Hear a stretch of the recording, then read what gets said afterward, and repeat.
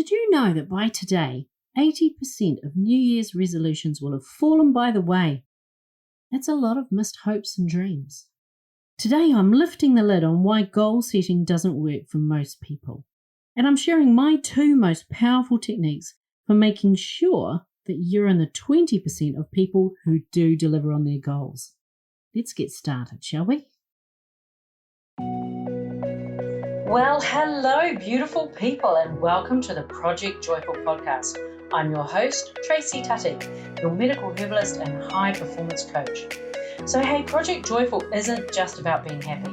It's about consciously creating a life you love. It's about remembering how to reconnect with your soul-centered joy. You know, that joy that comes from doing what you love, from living on purpose, and from being in a life that allows you to experience deep joy moment by moment. So hey, let's get started, shall we? So how many times have you been told that you need to set a goal in order to get what you want? How many times have you set goals? How often do they get you to your intended destination? Now, some of you will be thinking, well, it's because I set it and then I forgot about it.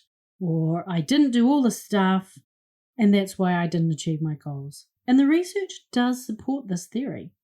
It's the 27th of February, and 80% of your New Year's resolutions will have fallen by the wayside. That's a lot of abandoned hopes and dreams, don't you think? Kind of sad to think about the life that could have been, isn't it? Now, it's easy to say, I didn't really want that thing, or I wanted something else more. And experts will tell you that you need their system or their planner in order to get that goal. But if that were true, then everybody who bought their planner or did their online course would have delivered on their goal. So we're taught that goal setting is all about deciding what we want, getting excited about it, writing it down, doing one thing that brings you closer to it every day. It sounds simple, doesn't it? Logical, linear goal setting.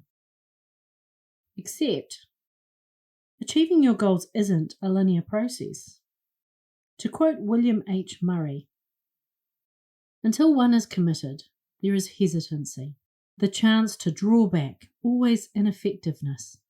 Concerning all acts of initiative and creation, there is one elementary truth, the ignorance of which kills countless ideas and plans. That the moment one definitely commits oneself, then providence moves too. All sorts of things occur to help one that would never otherwise have occurred. Paulo Coelho also talks about it and how the universe conspires to help us. But in order to do that, there needs to be a definiteness of purpose. We need to intend something, not want something. Wanting something speaks of lack, of something that's missing, and the focus then is on what is not. So the universe hears our call and works with us to co-create more of what is not. When we intend something, we come from our center, our place of power, our place of creating.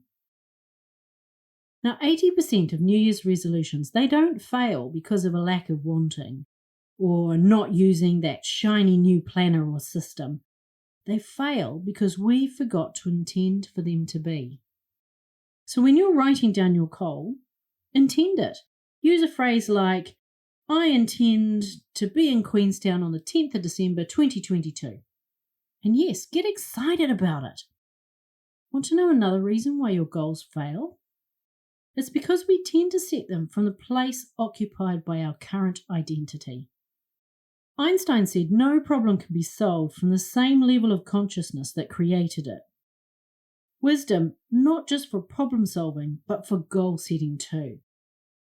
When I first became a coach, we would invite our clients to set journey goals, small, manageable milestones along that path that led to the ultimate goal.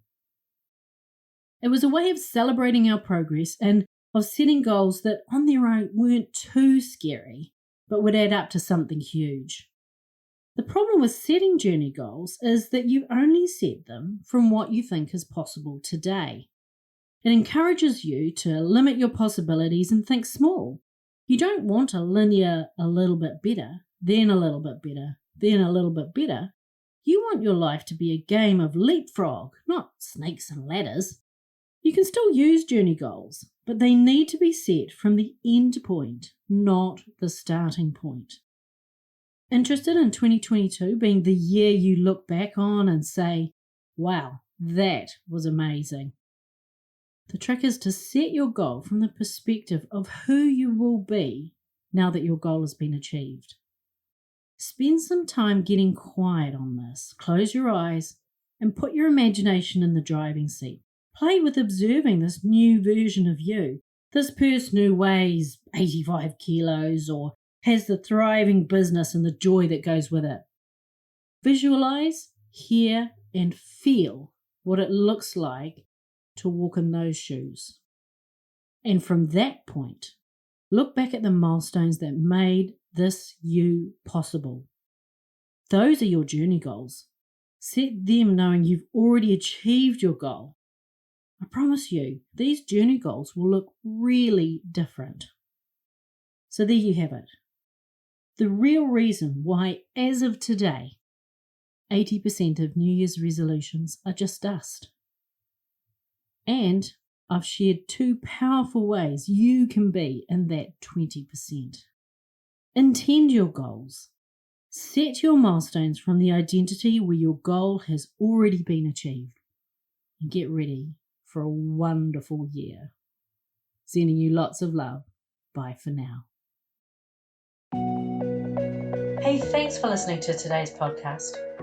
Can I ask you a favour? If our conversation spoke to you today, could you please take a moment to leave a 5-star review? Your review will help people discover this podcast, and together we can create a world where there's even more love and more laughter.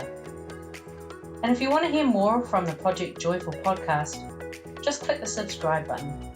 Bye for now.